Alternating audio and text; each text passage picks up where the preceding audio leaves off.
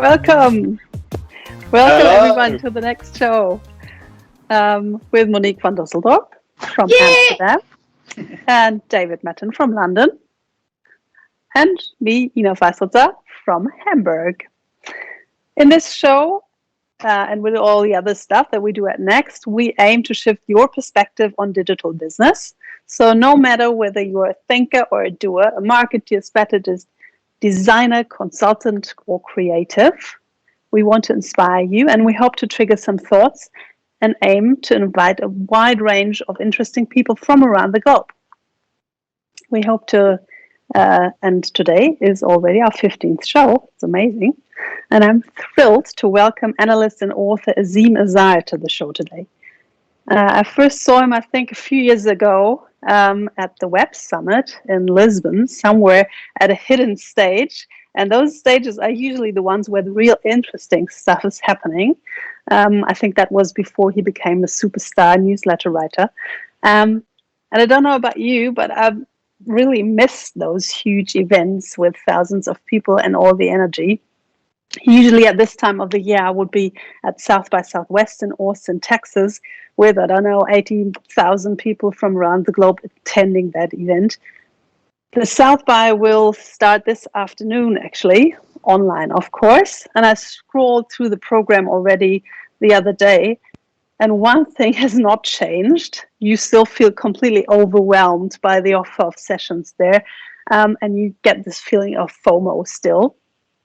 My God, I don't miss the jet lag. I don't miss the 1 kilometer long queues at the convention center, but I really miss the random inspiration and the energy there. But we hope to give you some energy and inspiration today. David, what is your inspiration these days? Yes, my inspiration, my moment of recent weeks has to be the amazing auction by the London auction house Christie's of the digital artist Beeple's NFT artwork every day, the first 5,000 days. A couple of weeks ago, I boldly predicted in my newsletter that work would sell for 7 figures for over $1 million.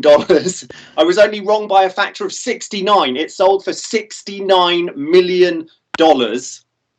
An incredible sum of money, clearly. Everyone, I mean, you guys have heard a whole ton about NFTs in the last couple of weeks. People are asking, how can anyone possibly spend $69 million on a digital file that we can all copy, that anyone can see on the internet, and so on? And without monopolizing this show to talk about NFTs, we know that it's a unique code associated with a piece of work that allows us to say, this is the original, this is the one and only, this is the authentic work. And so it's bringing the dynamics that have always existed in the physical art world to digital art too. It's possible now to own a digital original, the true, the one, the only, created by the hand of the artist in a way that it wasn't before NFTs, before non-fungible tokens. I've spent my life, or a lot of my life, going around talking to people about status and how the basic human need, that is status, drives so much consumer behavior, drives so much human behavior. And this is a great example of that. It's all about the status of owning the original. And I think NFTs clearly are going to, we may well be in a bubble now. The prices are going to be chaotic, I suspect, but NFTs are here to stay. And the transformation they are bringing to the digital art world is here to stay. And I can't wait as well to ask Azeem what he thinks about all this in a minute or two. But that was very much my moment of the last couple of weeks. Yeah, absolutely amazing. It might be a bit like photography 60, 70 years back when you could get a photograph, but it was the real one by the photographer. It's a bit of that feeling, but still. Monique, how about you? What did you dig up? Well, listening to Dave talk about NFTs, I suddenly want to be an artist again. No, there's also something fishy I feel about the ridiculous amount of money, in the sense that, the involvement of people and Christie's, and it feels like a media event to establish a completely new market. It feels like whoever is spending all that money is also going to earn a lot of that money. because it's suddenly. I mean, it's so suddenly. I mean, gradually and then suddenly. Anyway, but my share is also about the art. I mean, as some of you may know, I'm obsessing about, what are the new forms of online events? How do they work? And what is the new space opening up this year? And I've been looking at the performing arts the last few weeks. So I've been buying tickets and sitting in front of my screen and, concerts and plays and I must say, and I've been calling the organizers to hear how things are going. And when we think of an online event now, we feel it's sort of in the realm of television. It is the camera and moving back and forth, talk shows, and these things work really well. I mean, no mistake there. But when creative people like theatrical companies suddenly say, okay, all the world's our stage, we're going to do something online for everybody to see, they also bring this, new sensibility. And there's one example particularly that I want to mention, because it's a bit of national pride as well, is the International Theatre Amsterdam. They've launched ITA Live, and basically they take back some old plays they have and put them online. But the way they've done that, I bought myself a ticket for the Greek Tragedies, which is a compilation play of 4 Shakespearean plays, and it takes 6 hours. It's a 6-hour live stream of a play in Dutch with French and English subtitles. Thousands of people across the world have watched this. I mean, they have up to 6,000 people across the world buying a ticket for a play in a theater that only has 900 seats. And they did so many interesting things. They had a ticker tape running along the screen, which had news from Rome and, Caesar's death is imminent. It was news like this, plus news that was real news of the day, plus tweets of viewers of the show. I mean, why don't we have tweets of viewers of the show in a ticker tape rolling by? And there was all these layers and depths, and there was the camera crew and an actor that walked outside, and people watched him not understanding what was happening and started film. I mean, brilliant, honestly brilliant. If you have a chance, you should have a look. So I'm sort of positive that now give creative people online events and they'll do something really creative with it. I like it. Yeah. Okay, so I got the message. We'll have those little tweet bar underneath. Well, the main thing was it's so deep. There were so many levels and so many things to look at all the time that, something there. There's something there. Yeah, absolutely. Yeah. Absolutely. So thank you. I will join you in the chat right now. If you have any questions, let me know and I'll forward them magically, not on the top bar, but magically to David and Monique for Azeem. So see you in a bit and have fun introducing our guest of today. Yes. It's my role. I can introduce the guest to you. I'm super proud that we have Azeem Azhar on the show. I'm a podcast listener. I'm one of those people that, survives this year by taking lots and lots and lots of walks. And I take longer walks when I listen to his podcast because they're so interesting. And he always has, if you want to feel a lot smarter than you really are, like I always want to listen to his podcast because very smart people talking about all the problems of today. The name of the podcast and the newsletter is Exponential View. And it's about how society and the political economy are changing under the force of technology. We're going to discuss that. But a little bit of background as well, which is always interesting. I mean, Azeem by now is such an expert. He's on the advisory board of lots of things. He advises the Harvard Business Review. He used to advise the CTO of Accenture, Ada Lovelace Foundation, World Economic Forum. But that's not all. He's also a partner in a portfolio company called Kindred Capital VC. Lots of different companies, really from micro gifting to quantum cryptography. We'll discuss later. But what did he do before that? Working for The Economist, Reuters, BBC, FT, founded and sold a company, established a lot of other things. But he studied politics, philosophy, and economics. And this is the very last thing on his LinkedIn profile, and I have to ask him about it. He sold color posters featuring fractals and artificial worlds, extensively used ray tracing techniques and at the time advanced computer graphics to generate scenes. I have the feeling that's where his interest was born. So join us for a conversation with Azeem Azhar to change your perspective.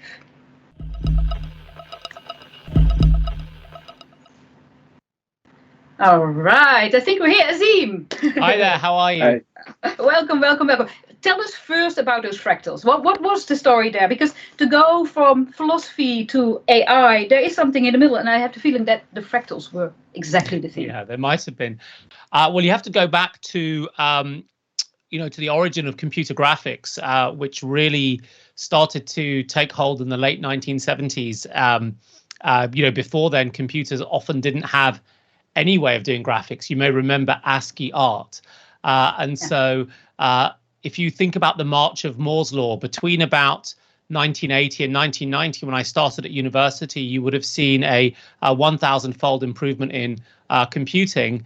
And so you could start to do graphics. And there were two different disciplines. One was this idea of ray tracing, where essentially it's very computationally intensive because you have a light source and you have to take a ray of light from every point in the light source into a 3D model and see what it looks like when it hits the camera. It's not too dissimilar to the techniques that are used in computer games or 3D animation or animated movies. But the second thing that was happening was this idea of Mandelbrot sets and fractal mathematics, which had started from the 1960s. A French mathematician, Benoit Mandelbrot, trying to explore these phenomena of recursive functions.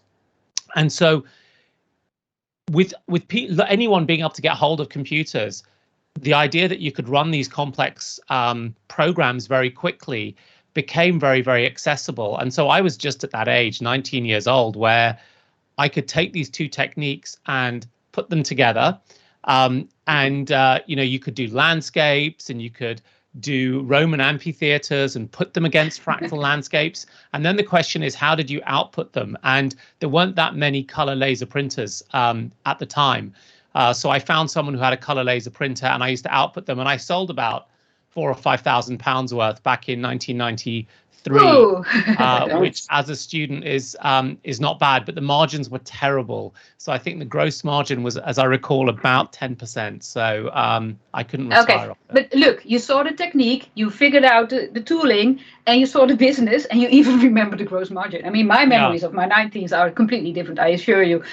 And David. What's more, now you could, get hold of one of those, digitize it, burn it like those Banksy people did, and sell the digital version as an NFT. Oh, Azeem, the right. the very first one. Let's look it up and sell it to somebody watching this show. It's funny, I do sometimes try to find the tools. The problem that you actually run into, of course, is that it was all running on Windows.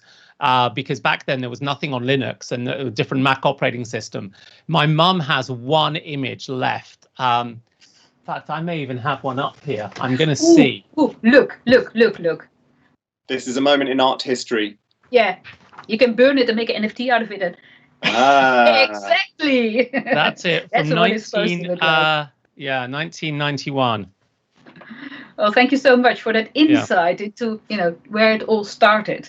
We're going to talk about really big topics, how tech is changing society. But I think Dave and I discussed before, the first thing we are really interested in is, you talk a lot about deep tech that is, your window is not 2 or 5 years, but 20 years or even beyond. What is the tech you at the moment feel is the thing we should all know more about? What is the tech that will really change the world as we know it? Well, I think that my general hypothesis is that we don't know enough about technology, full stop anyway. And we don't understand how it changes our mental frames about the world. And that's as true for simple, understandable technologies like computing or genomics as it is for the more kind of complicated ones. But I think if there are two things that are coming along that are really, really going to be game changing, the first will be quantum computing, and the second will be the maturation of blockchain fabrics. So, particularly the programmable ones like Ethereum and Polkadot. And those are two areas where I think there are communities that understand them and understand them very well. But by and large, it's not broadly discussed or broadly understood. Yeah. And I mean, my immediate follow-up to that is, I mean, let's take quantum computing first. What is it that's transformational about quantum computing? It feels to me still a relatively obscure domain. Like most people don't, they know it's out there, they don't really understand it. Is it simply computers are going to be so much faster? You're going to be able to compute so much more? What's the big deal? Well, I think the first issue with the word quantum computing is the word computing, because it has us analogizing to classical computing, but they're two very, very different things. Quantum computing is, it's a little bit like a calendar, and classical computing is a little bit like a brick. I mean, they are both things, but you can't really compare them. And I think it hurts our mental frame when we start from trying to build that analogy of classical computing and saying what is quantum computing really about, because the framing of quantum computing, the maths from which it is fundamentally built, is so different to the maths of Boolean logic from which traditional computers are built. So the question is, what does it really give us? And it renders accessible parts of nature, the natural world, natural phenomena, in ways that we simply haven't been able to access them. So if you try to, you can measure the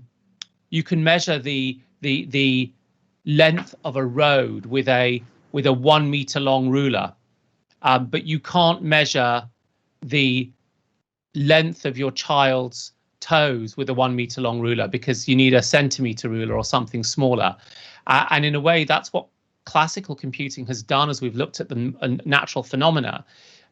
We've had to make so many shortcuts, generalities, assumptions in order to fit the paradigm of our natural world, which is quantum in its essence, into this classical paradigm. And so quantum computing gives us access to those things. And those things are processes that we have existence proofs for that are incredibly powerful. So we know that plants around the world take atmospheric nitrogen and turn it into useful stuff. And they do it very, very efficiently. When humans try to do that, we have to use a Haber-Bosch process, which involves 450 degrees centigrade and 200 atmospheres of pressure, and about 2% of the world's energy utilization. So we do it really inelegantly because we have taken a kind of classical physics approach to how we solve the nitrogen fixation problem through Haber-Bosch. Plants use a natural approach, which is a quantum mechanical approach, and do it much more elegant and much more refined way. So I think that's a kind of staggering shift that occurs as we move towards quantum computing. But I think there are some other things that will emerge that are more complex, which is that, of course, classical computing is built up of this idea of the binary Boolean logic, which comes from, in its sort of historical antecedents, a kind of Aristotelian framing of the world, right? Aristotelian rationality, black and white, 1 and 0, which makes its way through to lots of other frameworks and structures that we have in the world. Once we start to think in this sort of quantum world frame, I just question about how it will start make us think about classifications and taxonomies, which really come from the same sort of class of ideas as the thing that drives classical computing. And do you think we can? I mean, it sounds almost like quantum computers can emulate or be in the same quantum stage as nature and sorting out all kinds of processes in a way that we actually cannot understand. I mean, I've had the quantum computing explanation quite a few times now, where something can be in the same time and at the same time at another place. My mind doesn't handle it. It's gone, immediately. It's, oh, okay, I believe you, but it is not, my brain doesn't have the capacity to understand it. Luckily, there are people that can. I mean, it is not. But are people able to understand the consequences of quantum computing if the way quantum computing works is actually quite far removed from the way we like to I'd sort say out the world. I mean, we live in a world where we make very rapid very rapid approximations about things. Otherwise, our brains would explode, right? There's so much going on in the world, and our eyes are taking in so much, and ears, and so on. So we use these heuristics in order to live. And like, you don't want to use superposition when you're in the kitchen cooking something because it doesn't apply. So it would be expensive. I think it is understandable, partly because someone like me who only has high school physics can start to understand it, and it can make sense.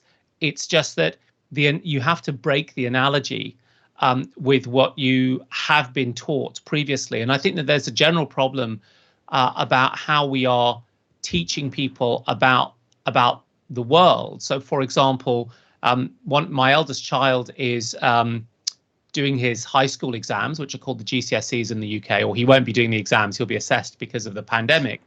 And he's not taught any notions of quantum up until that level.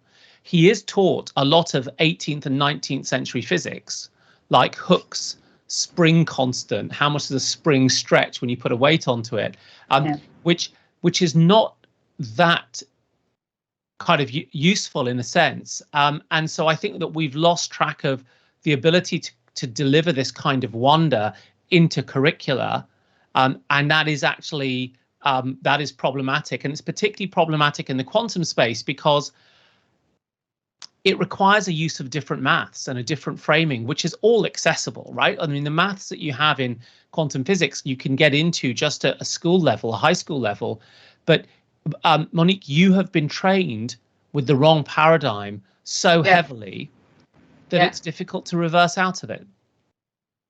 All right, David, unless you have another question about the quantum side, let's move to the blockchain side. Yeah, let's move to blockchain.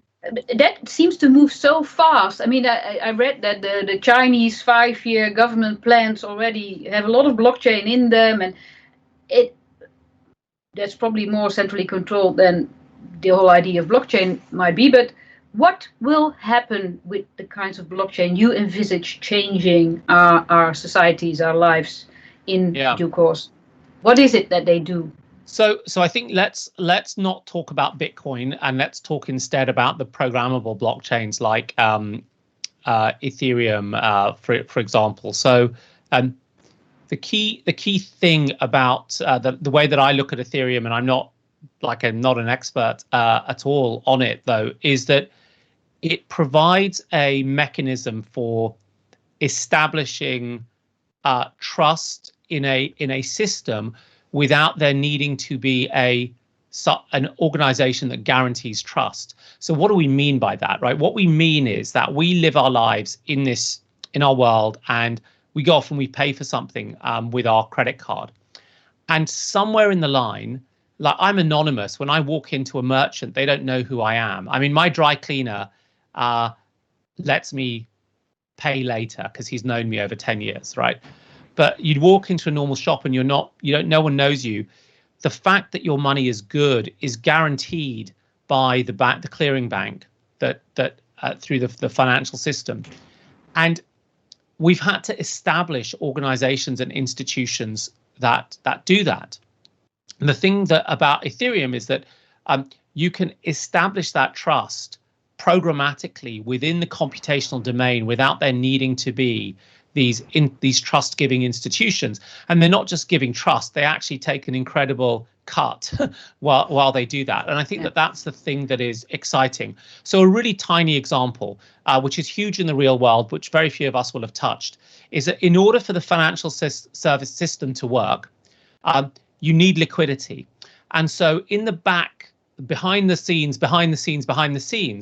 liquidity is shifting between major financial institutions to ensure that transactions can take place. And they make a ton of money over the course of a year from providing that liquidity. And people like the four of us don't have access to that as an economic opportunity.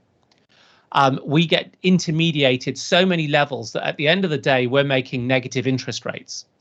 So one of the things that can happen within something like a decentralized finance world, which could be built on Ethereum, is that people like us who might have 500 euros or 1,000 euros, or in David's case, 2,000 euros, can provide liquidity into the market should we want to, and be able to participate and not be denied the opportunity to do that.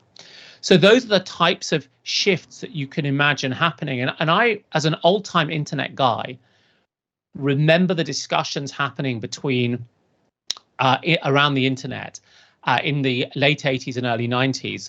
And the centralized people, the telephone companies, were saying the internet cannot work because you never get the quality of service, you never get the reliability. And you have to remember the internet's architecture was back then very bottom up. Anyone could connect, any node could do anything. It was super decentralized. It's not this kind of horrible, gargantuan Facebook squiddy type internet we live in today.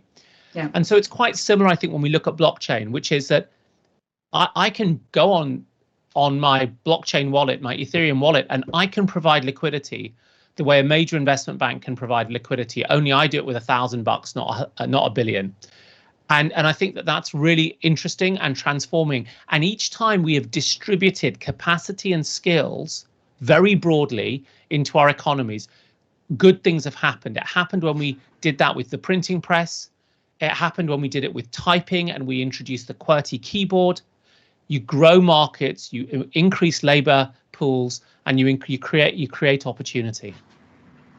Where will this innovation take place first? I mean, there's a lot of reason for organizations to resist this change, of course. I mean, the banks are a good case in point because they would lose some of all of their margins. They wouldn't have a reason to exist. But taking that in mind, where is Europe the place where this could happen? Is this a Silicon Valley story? Is this China, or could it be anywhere? What is your feeling? Where is the most rapid and most effective innovation taking place when it comes to these huge tech solutions options?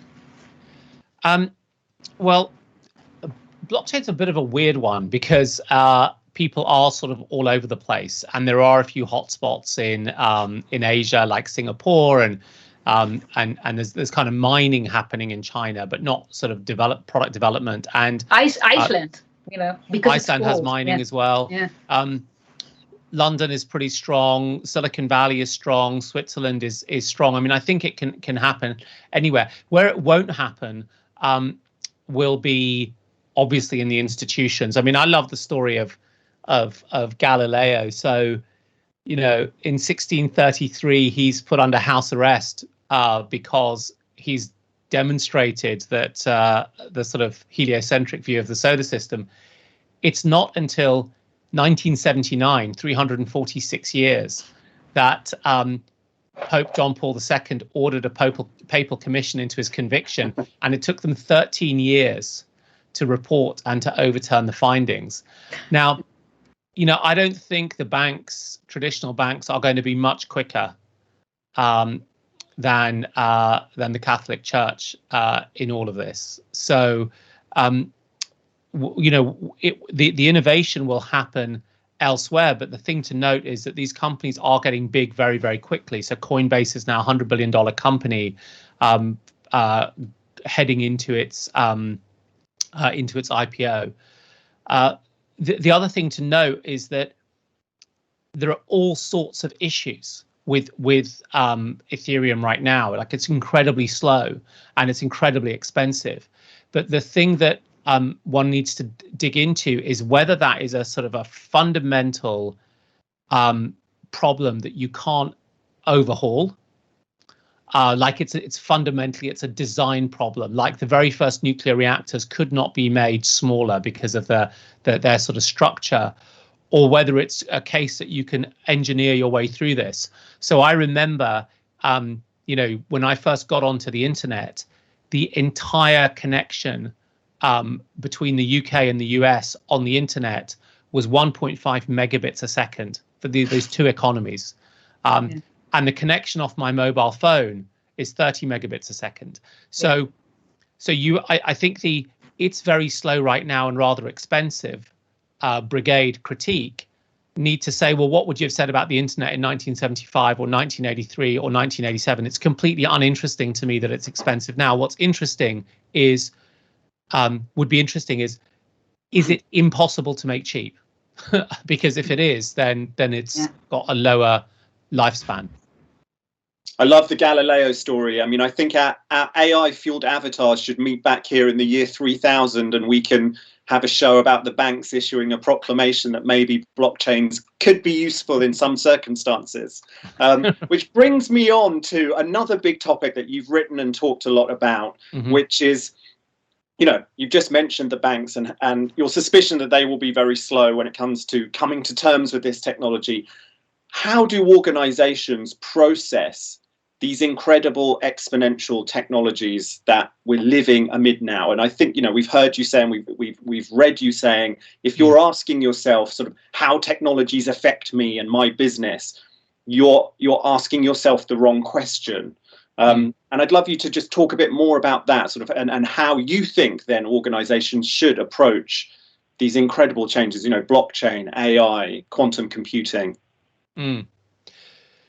Well, I think the fundamental problem that you have as an organization is, you know, is as true as it was now as it was for Kodak, which is, can you be bothered? It's really, really hard work if you're a senior exec in an organization, and it might be easier for you, especially if you want your weekends off, to argue that these things are going to happen more slowly because your tenure at the top of an organization is shorter now than it ever has been. So you can probably get away with it. But you know, but cynicism aside, I mean, there are companies that are changing and because of it. So Microsoft is a great example. You know, they flubbed their response to the internet in '94. They were forced to respond to it by acting as monopolists and got slapped on the wrist for it. They then missed the mobile wave for exactly the same set of the wrong framing, for the same reason that Monique feels she can't get her head around quantum computing. Steve Ballmer couldn't get his head around the iPhone. And now Microsoft's an incredible company, super, super dynamic. So it's entirely possible to shift to supertanker, and not just Microsoft. Adobe has done the same, moving from selling shrink-wrapped packaged software to being an entirely SaaS-based business on subscription within a period of only 4 or 5 years, or Nvidia as another example. A few things that I've seen is that, you know, look, it's trite to say this, but getting to grips with anything new is just like a muscle that you have to exercise, and you have to continually commit to and commit to doing it. Microsoft did some super interesting work last year where they surveyed several thousand people across Europe, senior execs, about digital and AI readiness. And the thing they found was there was a virtuous cycle. If you had made commitments to AI in the right kind of way, you made more commitments to it and more commitments, and your staff team felt they were more well skilled, they felt their managers were better, you were getting higher ROI, you were using these technologies not just in experiments, not just in cost cutting, but also in developing new products and new business lines. So, you know, in some cases, the point is you really have to step in and actually get on and do it. As the main point, and in other words, don't be an ostrich. Then I think there's a lot of nuance and detail about the way in which you actually have to get started, and also the way in which you need to think about what you're going to do in-house and what you're going to have to bring in outside experts to help you with. And I think it's not one size fits all, but it is more a case from me of like limited sympathy if you're not. I think that with the blockchain and quantum, people can still manage to, you know, postpone the idea. They have to know about it. But I think there's not a CEO in the world who doesn't know that AI is super important. If you look at that field, again, we're coming back to what does all this technology have for an effect on our societies, the way we live together, our economic stability, but also our social stability and the way things are going. AI, of course, has, you know, can have incredible consequences. In which countries or regions do you feel that there is both innovation, but also a way of handling the results of that innovation, which will not be positive for everybody, of course? Oh, what a brilliant question.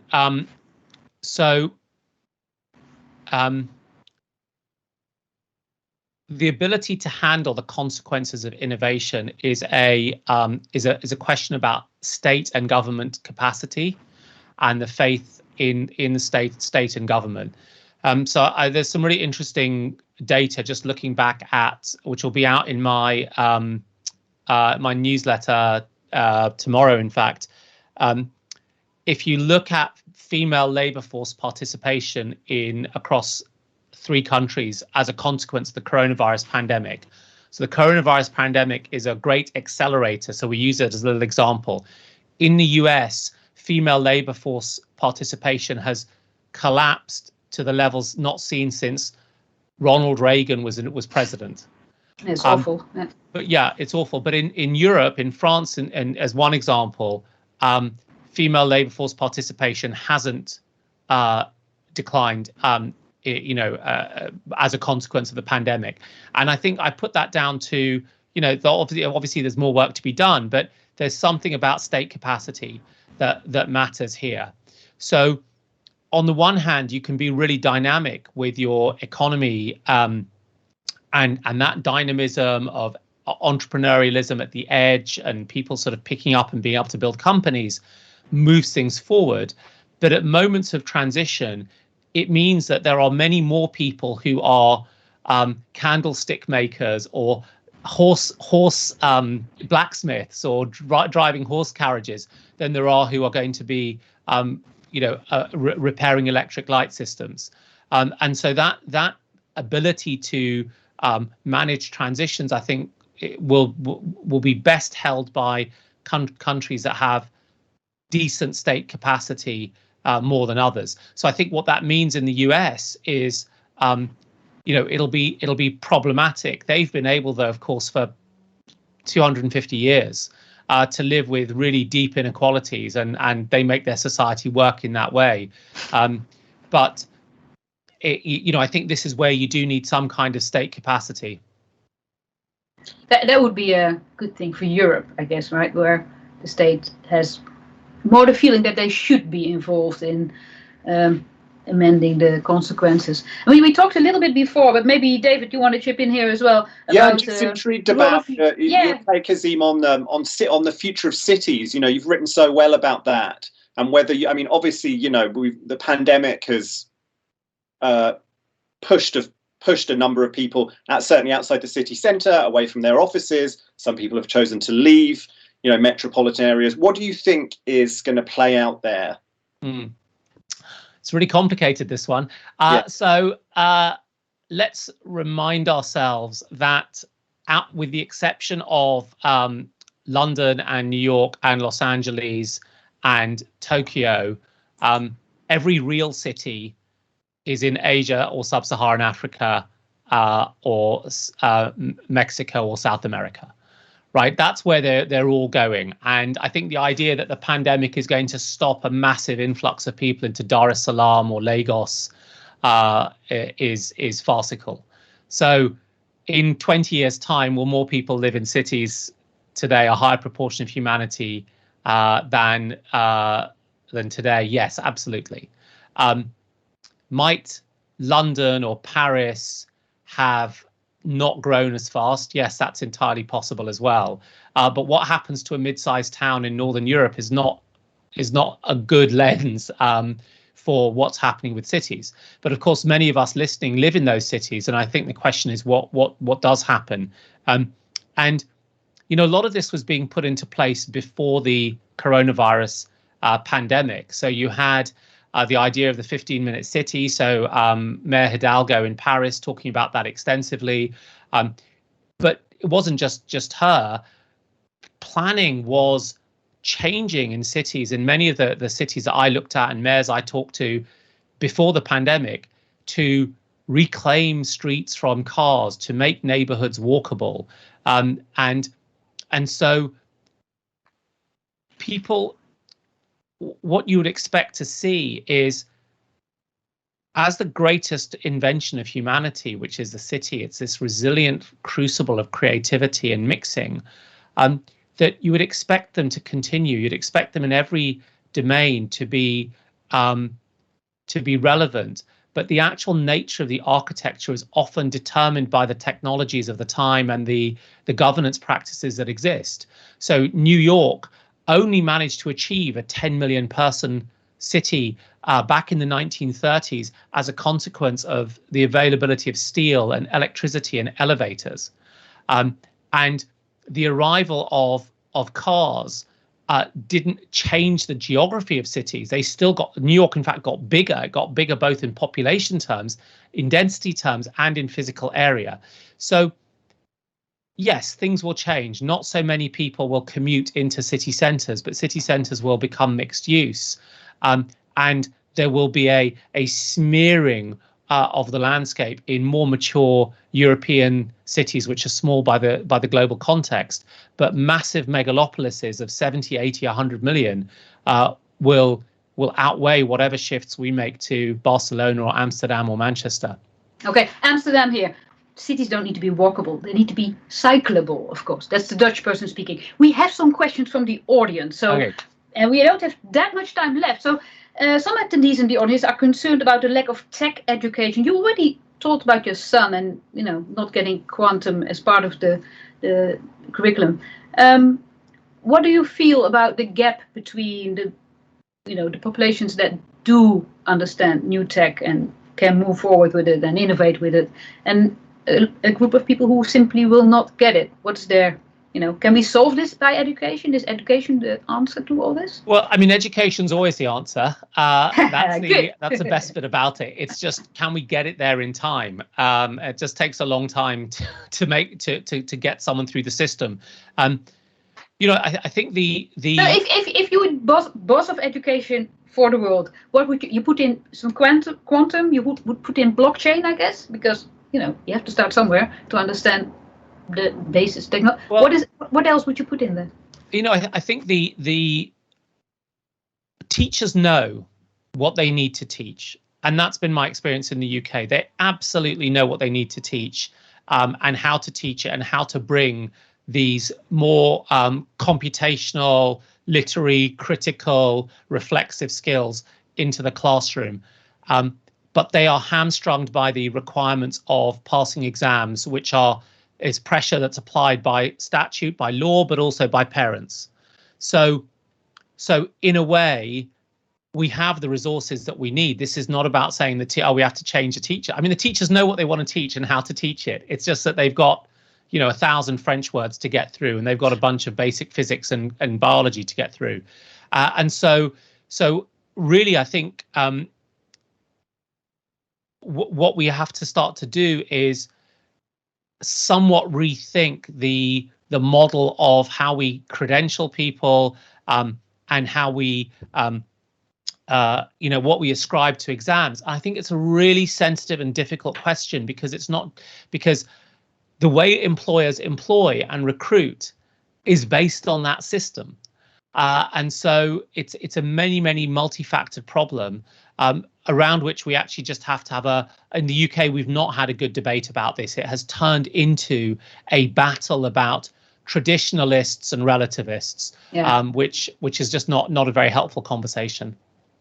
Now, education changing. We have two huge other topics coming from the people in the audience. I want to point out to them that after this session, we'll actually also go to Clubhouse for more interaction, because the topics are climate change and universal basic income, both not small, not to be covered in one sentence topics. And we also still have some questions for you. So to the people from the audience, move with us later on at 2 or 1 if you're in the UK, 2 if you're in Europe, CET, to Clubhouse to continue this conversation. And if you're not an Android person, there you go. But for now, David, you take over. It's your segment. Yes, thank you, Monique, because there is one crucial element of the show that we are yet to complete. And it is the famous, dare I say it, infamous Next World section. So let's get into that. Okay.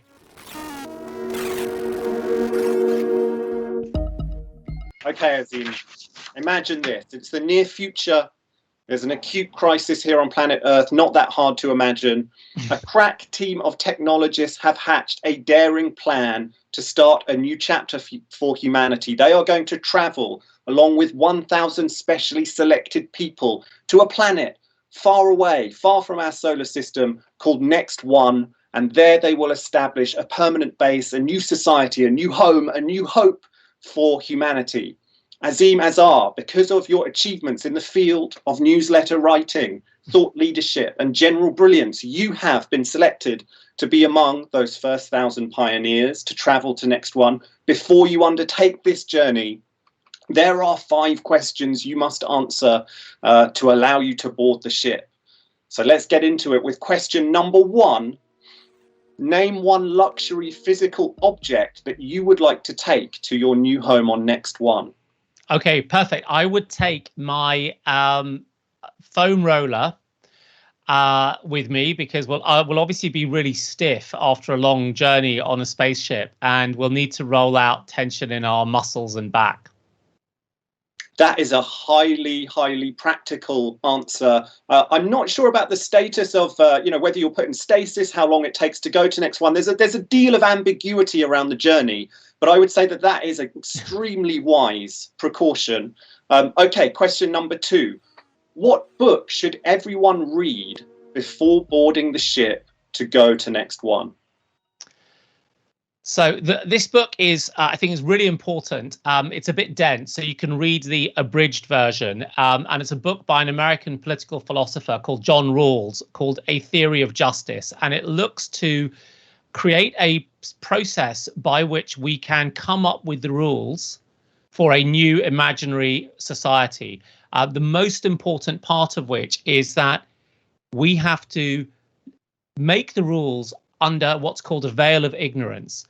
We make the rules not knowing whether we are going to be an amazing basketball player or somebody super lazy or a brilliant scientist or someone suffering with some chronic illness. But we have to make the rules without that knowledge. The notion being that a bit like when you cut the cake and I get to choose the piece. It'll create a system of fairness, which may have some inequality, but one that we're happy to live with. A theory of justice. I love it. Okay, that cancels the stasis plan because we're going to need to work through that, establish the original position and figure out our basic principles. Yeah, and that gives us something to do on the way. That's fantastic. Question number 3. Name one exceptional person, a crewmate, to take with you among the first 1,000 pioneers to Next One. So this one was actually super easy because her name came into my head straight away. It's an economist who has come up with a very, very practical and insightful way of managing economies called donut economies. It's a woman called Kate Raworth. And Kate brings together a lot of other thinking, like the work of people like Eleanor Ostrom and many others, into a single manageable, understandable, and rather breakthrough idea. But the best thing about Kate is that she's actually working with many countries and cities to implement her ideas of donut economics. And I can imagine on Next One, that would be a good way of organizing these economic resources. Thank you, Kate Raworth. I would love it if Next One becomes a donut society. There have even been whispers about Kate Raworth on the next show. So let's send her this clip and that will persuade her to come and answer these questions herself. Okay, question number 4, a serious one. Create one law that bans something from planet Next One forever. That bans something. Okay, so I read this question, understood this question as create one law that you would bring with you. So I'm going to give you that answer instead. Close enough.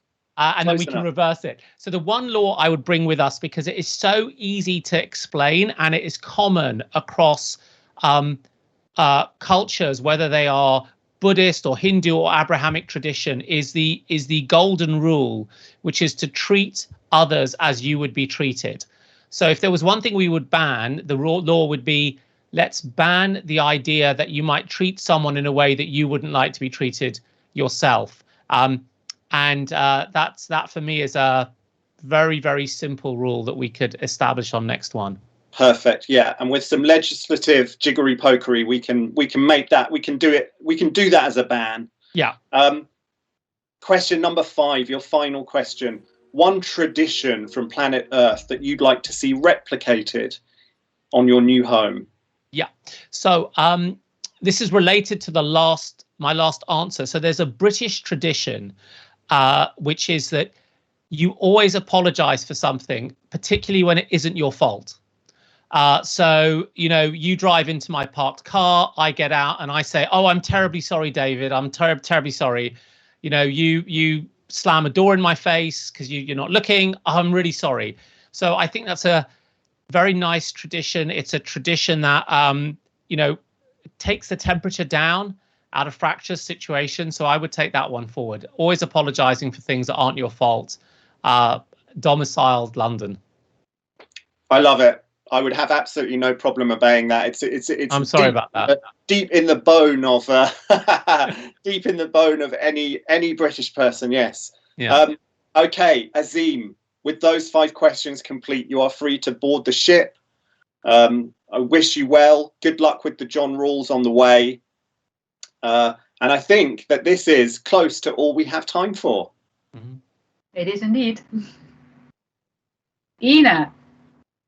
Amazing. That was an amazing interview and conversation there. I'm so impressed by the deep knowledge that you have on so many levels. We went from quantum to the problematic 19th century education, blockchain, design problems with Ethereum, slowness, exercising your innovation muscle. Now we're trying to dive into climate change and basic universal income in the Clubhouse session after the show. So I'm really looking forward to that. It was a pleasure having you on the show today, and also an honor to have you as our contributor to our book, The Great Redesign. If you're interested in this book, you can order it via our website or in the bookshop near you. But Azeem, you are working on a book on your own. Mm-hmm. It is coming up this summer, I think. What will that be about? Yeah, so the book's out in September, and it's really about the topics we've talked about today, which is how should we think about this very frantic age of development? And to one of Monique's questions is, what are the tools that you need to manage that change? We'll buy it. I'll read it. Yeah, read it, and we'll try to dive into that in the Clubhouse session afterwards. So join us there. You'll find it on the itinerary there. Should you watch this as an on-demand video, you unfortunately missed the live extravaganza and your chance to ask questions, but you can sign up for live shows on our website, nextconf.eu, so you'll never miss a next live event again. So thank you so much again, Azeem, and see you in a bit at Clubhouse. Next time, we'll welcome Eliza Philby to our next stage. She is an expert on generational intelligence. Her talk at our next conference in Hamburg left the audience moved and with many inspiring thoughts. Eliza is currently writing her 2nd book on the history of generations. So we thought to welcome her back to this little stage of ours to share some of her very smart observations with you in April. So thank you for watching, and also a big thank you to the team behind the scenes, Stefan, Merle, Juliane, and Harshit. And of course to our partners, Accenture Interactive and Factor 3, our media partner T3N, and our live stream and webinar partner 23. Thank you so much, and see you next time.